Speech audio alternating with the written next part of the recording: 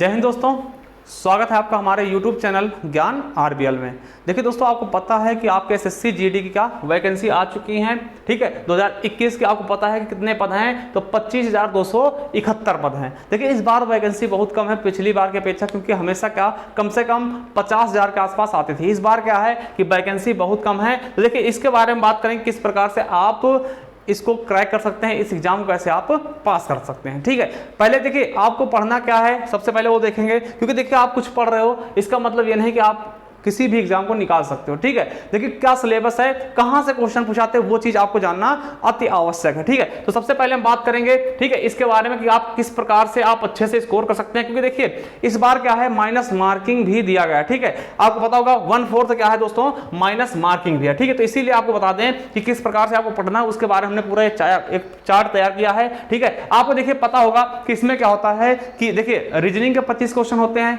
ठीक है, उसके बाद मैथ के 25 क्वेश्चन होते हैं और जीएस के 25 क्वेश्चन होते हैं। उसके अलावा हिंदी की बात करते हैं तो आप हिंदी कर सकते हैं या फिर आप इंग्लिश कर सकते हैं। ठीक, उसके भी 25 क्वेश्चन होते हैं और प्रत्येक क्वेश्चन एक नंबर का होता है, यानी कि 100 क्वेश्चन आपके 100 नंबर के होंगे।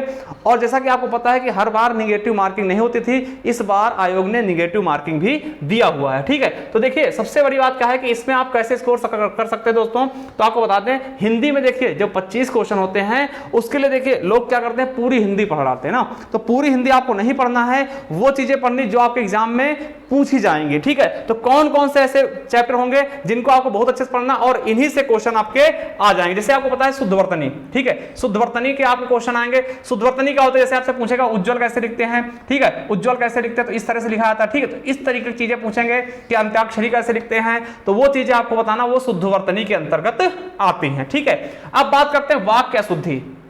देखिए वाक्य शुद्धि क्या होता है कि जैसे आपसे कहा गया कि सेब काटकर बच्चे को काटकर सेब खिलाओ। ठीक, कहा गया बच्चे को काटकर सेब खिलाओ, तो क्या ये शुद्ध वाक्य है? नहीं, ये शुद्ध वाक्य नहीं है भैया। सेब काटकर बच्चे को खिलाया था, ना कि बच्चे को काटकर आप सेब खिला दोगे। ठीक है, तो ये ऐसी चीजें, जैसे आपसे कहा गया कि दही जमाओ, ठीक, दही को जमाओ, तो दही थोड़ी जमाया था, दही तो जमी हुई होती है ना। तो ऐसे वाक्य क्या कहलाते हैं, अशुद्ध वाक्य कहलाते हैं। ठीक है, अब देखिए भाग में त्रुटि क्या होता है। ठीक है, देखिए एक पूरा वाक्य होगा, उसको 4 भागों में बांट देंगे। ठीक है, जैसे कि मैंने जाना है, ठीक है, मैंने जाना है तो मैंने एक भाग बना दिया, फिर जाना दूसरा, फिर है दोस्तों तीसरा भाग बना दिया। अब कहा गया कि इसमें किस भाग में त्रुटि है या फिर कोई त्रुटि नहीं, तो आप चौथा ऑप्शन ट्रिक कर सकते हैं। तो आपको पता है कि मुझे जाना है ना, मैंने नहीं जाना, तो पहला भाग मतलब गलत हो जाएगा, इसलिए उसमें क्या कर देंगे, उस भाग को हम त्रुटि के अंतर्गत उसको गोला कर देंगे। ठीक है, अब देखिए अगला है विलोम शब्द। तो विलोम शब्द से क्वेश्चन आते हैं, कई सारे क्वेश्चन होंगे, इनको जरूर याद रखना। देखिए विलोम शब्द आप बहुत अच्छे से पढ़ डालिए, जितने विलोम शब्द मिले सारे के सारे पढ़ डालिए, क्योंकि यहीं से क्वेश्चन आने हैं। ठीक है, पर्यायवाची, ठीक है, मुहावरे हो गया, आपको पता है वाक्यांश और मुहावरे जरूरी हैं। और वाक्यांश के लिए एक शब्द, ठीक है, जैसे कहा गया जो जल्दी प्रसन्न हो जाए, ठीक है, आशुतोष बोलते हैं, है ना।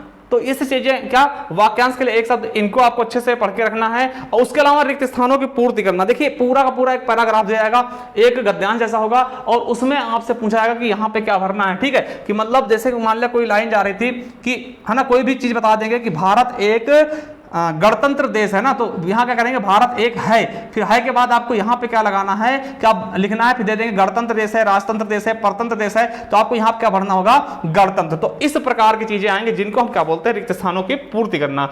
और अगली चीज क्या है, गद्यांश। जैसा कि आपको पता है कि आपके पेट के एग्जाम में भी गद्यांश के कम से कम 10 नंबर का क्वेश्चन है। ठीक है, तो उसी प्रकार से एक पूरा पैराग्राफ होगा, पूरा गद्यांश होगा, जिसमें से आपको छांट करके दोस्तों क्या करना है, 5 क्वेश्चन आएंगे एकदम इजी से। देखिए आप हिंदी में पूरे के पूरे क्वेश्चन कर सकते हैं 25 के 25। ठीक है, इधर से आप 25 क्वेश्चन कर सकते हैं एकदम आराम से, एकदम सरल हिंदी आती है, एकदम इजी आती है। ठीक है, तो आपको ये पता भी होगा। ठीक है, अब देखिए इतने ही केवल चैप्टर पढ़ना, ऐसा नहीं आप संज्ञा पढ़ लो, सर्वनाम पढ़ लो, क्रिया पढ़ लो, विशेषण पढ़ लो, कुछ भी नहीं पढ़ना दोस्तों। केवल और केवल इतना ही आप चैप्टर पढ़ लीजिए और इससे बाहर आपको कुछ भी नहीं आएगा। ठीक, आप पूरे प्रीवियस ईयर पेपर उठाकर देख लीजिएगा, उसमें केवल और केवल यही मिलेंगे। ठीक, केवल और केवल यही मिलेंगे। देखिए आप संज्ञा, सर्वनाम, क्रिया, विशेषण पढ़िए, मगर उससे पहले आप ये तो कंप्लीट कर लें जो आपका सिलेबस में कहा रखा गया है। ठीक है, ऐसी चीजें आपको सिलेबस में मिलेंगी। ठीक है, आप देखिए कुछ भी मत पढ़िए, ज्यादा मत पढ़िए, हिंदी में नहीं, आप क्रिया पढ़ लो, विशेषण पढ़ लो।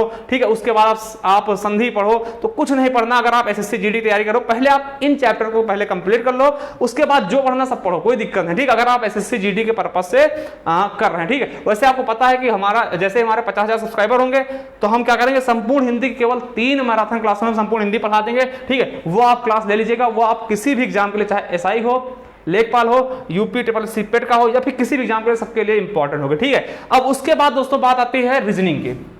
तो रीजनिंग में दोस्तों रक्त संबंध आपको पता होगा, ब्लड रिलेशन होगा, है ना, दिशा परीक्षण की वो दाएं मुड़ा बाएं मुड़ा, तो ऐसी चीजें आपको बताना है। ठीक, बैठने क्रम बता देंगे कि एक गोला बता देंगे, गोलाकार मेज में बैठे हैं। ठीक है, तो राम उसके दाएं बैठा है, श्याम उसके बाएं बैठा, तो ऐसी चीजें आपको बैठने क्रम ये पढ़ना है। फिर कागज को मोड़ना और काटना सीखना, कागज को मोड़ देंगे फिर काटेंगे तो कैसा खुलेगा वो। ठीक, तो वो चीजें देखनी है। सीरीज दे देंगे, नंबर सीरीज, यहां से क्वेश्चन बहुत सारे आते हैं, और सादृश्यता परीक्षण से दोस्तों यहां से भी क्वेश्चन आते हैं। ठीक है, देखिए जो चैप्टर हमने दिए हैं वो हमने एग्जाम दिया था, उसमें हमने इसका पूरा निष्कर्ष निकाला, कई सारे हमने प्रीवियस पेपर देखे, तो उसके माध्यम से बता रहे हैं। ठीक है, लुप्त संख्या याद करना आपको, देखिए कोई चित्र से बना देते हैं, त्रिभुज में बना दिया, 3 संख्याएं इधर उधर लगा दी, एक गैप कर दिया, तो पूछेंगे इसमें कौन सी संख्या यहां आएगी, तो वैसे क्वेश्चन। कथन निष्कर्ष, ये तो हर जगह आना आपको पता है, रीजनिंग अगर पढ़ रहे हैं तो ये सबसे ज्यादा महत्वपूर्ण सब्जेक्ट आपका हो जाता है। ठीक है, और प्रतिबिंब हो गया कि भैया कोई चीज रखी, वस्तु रखी है, तो इसका प्रतिबिंब कैसे बनेगा, जल में कैसे बनेगा, दर्पण पे कैसे बनेगा, तो ये चीजें ना कैलेंडर से क्वेश्चन आता है।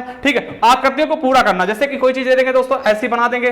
ठीक है, ऐसे बना देंगे, 4 खाने होंगे, तो यहां पे दोस्तों कुछ ऐसे से बीच देंगे। ठीक है, अब पूछेंगे कौन सी चित्र जो है ये आकृति पूरी करी, तो यहां पे कौन सा भरना होगा, तो इसे बोलते हैं आकृतियों को पूर्ण करना। ठीक है, सन्निहित आकृति दोस्तों क्या बोलते हैं, इसमें कोई चित्र बना देंगे, कौन बोलेंगे इनमें से कौन सी आकृति इस चित्र में पहले से मौजूद है। ठीक है, पहले से उपस्थित है, तो उसको आपको क्या करना होगा, उसको आपको सही से चुनना होगा। ठीक है, तो वो चीजें। और अगला होता है मैथमेटिकल ऑपरेशन, आप इसके बारे में जानते होंगे कि दे देते हैं कि 9 भाग 5 फिर गुणा 4 और फिर -2, तो बोलेंगे कि अगर मतलब कि डिवाइड का मतलब क्या, गुणा है, और गुणे का मतलब डिवाइड है, और प्लस का मतलब माइनस है, तो इसको सॉल्व करने पर कितना आएगा, तो वो चीजें मैथमेटिकल ऑपरेशन के अंतर्गत आती हैं। फिर विषम शब्द क्या होता है दोस्तों, 4 चीजें दे देंगे, उसमें से आपको विषम छांटना होगा ना, कोई भी 4 चीजें दे देंगे, मान ले दे दिया दोस्तों, ठीक है, 3 जानवर का नाम दे दिया, एक पक्षी का नाम दे दिया, क्या हो जाएगा, पक्षी का विषम होगा। तो ऐसे क्वेश्चन दोस्तों इतने ही, केवल देखिए इतने ही चैप्टर आप पढ़िए केवल। ठीक है, इसको आप एक जो है नोट कर लीजिए। ठीक है, ये स्क्रीनशॉट ले लीजिएगा,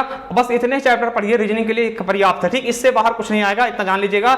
देखिए पढ़ना आपको सब कुछ है, क्योंकि आप इसके बाद ऐसा नहीं केवल एसएससी जीडी का एग्जाम देंगे, मगर अगर आप एसएससी जीडी तैयारी करें केवल इतने क्लास आप अच्छे से पढ़िए, इतने चैप्टर आप अच्छे से पढ़ लीजिएगा। ठीक है, उसके बाद अगर ये अच्छे से तैयार हो जाए फिर उसके बाद आगे पढ़िए, अन्यथा मत पढ़िए। ठीक, अगर एसएससी जीडी की तैयारी कर रहे हैं तो। ठीक है, अब देखते हैं मैथ में। मैथ दोस्तों पाई चार्ट, आपको पता पाई चार्ट से दोस्तों 20 नंबर के क्वेश्चन आपके आने हैं, किसमें, पेट में। ठीक, तो पाई चार्ट बहुत इंपॉर्टेंट होगा। उसके बाद औसत हो गया, माध्यिका बहुलक, देखिए ये बहुत आसान होते हैं, बहुलक हो गया, माध्यिका औसत हो गया। ठीक है, अनुपात हो गया, एकदम आसान क्वेश्चन आते हैं। संख्या पद्धति सरलीकरण, और एलसीएम एचसीएफ हो गया, लाभ हानि प्रतिशत बट्टा, और समय कार्य समय हो गया, पाइप टन के हो गए, दोनों एक ही जैसे होते हैं, और सीआईएसआई मतलब साधारण ब्याज, चक्रवृद्धि ब्याज हो गया, मेंसुरेशन हो गया, चाल समय दूरी, और नदी नाव, ठीक है, रेलगाड़ी। ठीक, तो ये चैप्टर आपके मैथ को जाएंगे। देखिए अगर हम बात करते हैं जीएस, देखिए जीएस का बहुत अथाह है। ठीक है, बहुत बड़ा चैप्टर होता है जीएस, मगर उसमें से आपको क्या करना है, सबसे पहले करंट पढ़ना है। ठीक है, करंट अफेयर आपको पढ़ लेना है। उसके बाद दोस्तों संविधान से क्वेश्चन आते हैं, संविधान से देखिए हर एक उसमें आता है, संविधान आपको पूरा रटा होना चाहिए।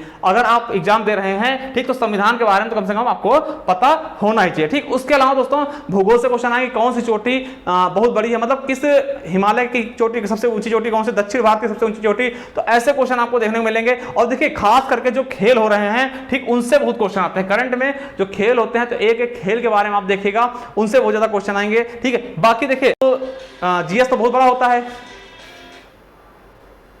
रुक लो कर लेना, तो भूगोल से कर लेना क्वेश्चन ना, भूगोल थोड़ा पढ़ लेना। और दोस्तों क्या है, विज्ञान। ठीक है, देखिए आपको क्या पढ़ना है, करंट अफेयर होगा, इतिहास से क्वेश्चन आए, देखिए इतिहास से भी क्वेश्चन आए हैं, भूगोल से हो गए, संविधान से हो गए, और दोस्तों आपका विज्ञान से होगा। तो यहां से इतने चैप्टर से आपके बहुत ज्यादा क्वेश्चन आते हैं, किसमें दोस्तों, आपके जीएस में। ठीक है, तो इतने चैप्टर आप पहले कंप्लीट कर लीजिए, फिर उसके बाद देखिए करंट तो आपको पढ़ना ही पढ़ना है। अब देखिए इन सबको पढ़ने के बाद आपको क्या करना है वो भी आप देख लीजिए। ठीक है, देखिए ऐसा नहीं इनको आपने पढ़ लिया तो आप बहुत अच्छे से सक्सेस हो जाएंगे। ठीक, आपको इसकी प्रैक्टिस भी करनी है। क्या करना, प्रैक्टिस करनी है। कैसे करना है, ये तो आप ऑनलाइन आप एसटी दे सकते हैं, ठीक है, फ्री ऑफ कॉस्ट में आप डालिए गूगल, बहुत सारी एसटी मिल जाएंगे, उसको दीजिए। या फिर दोस्तों आप क्या करिए, प्रैक्टिस सेट लेकर आइए। सबसे अच्छी चीज क्या है कि प्रैक्टिस सेट लेकर आइए। आप किसी की भी प्रैक्टिस सेट ले सकते हैं, चाहे घटना चक्र की हो, ठीक है, या फिर युद्ध की हो, ऐसे मतलब कोई भी ले सकते हैं, हम किसी का नाम नहीं कर ले रहे हैं, ठीक है। आप किसी की प्रैक्टिस सेट ले सकते हैं और अच्छे से उसका रिवीजन करिए और टाइम दीजिए, ठीक है, टाइम के अंदर पूरा सॉल्व करिए।